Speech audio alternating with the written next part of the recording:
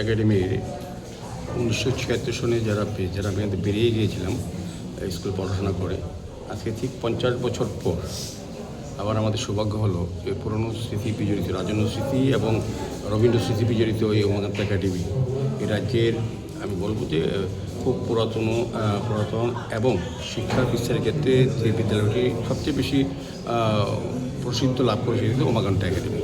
তো মহারাজ বীরচন্দ্র মানিক্যের আমলে মন্ত্রী উমাকান্ত দাসের জন্য উনি এই নামকরণ করেছেন। ওনার বিদ্যা প্রসারে শিক্ষা প্রসারে মন্ত্রী উমাকান্ত দাস যথেষ্ট কাজ করেছিলেন বলে ওনাকে সম্মান প্রদর্শন করার জন্য ওনার নামেই এই বিদ্যালয়টি করা হয়েছে। তবে এই বিদ্যালয় থেকে প্রচুর ছাত্র এই রাজ্যের বাইরে ভারতবর্ষের বাইরে পৃথিবীতে বিভিন্ন শহর জায়গায় প্রতিষ্ঠিত বহু ক্রীড়াবিদ, বহু জিমন্যাস্ট এবং শিক্ষাবিদ, সাংস্কৃতিকবিদ সবাই কিন্তু এই বিদ্যালয় থেকে বেরিয়েছেন। আমাদের রাজ্যের মাননীয় মুখ্যমন্ত্রী বিদ্যালয়ের একজন স্টুডেন্ট 71-এর ব্যাচ, আমরা হচ্ছে 76।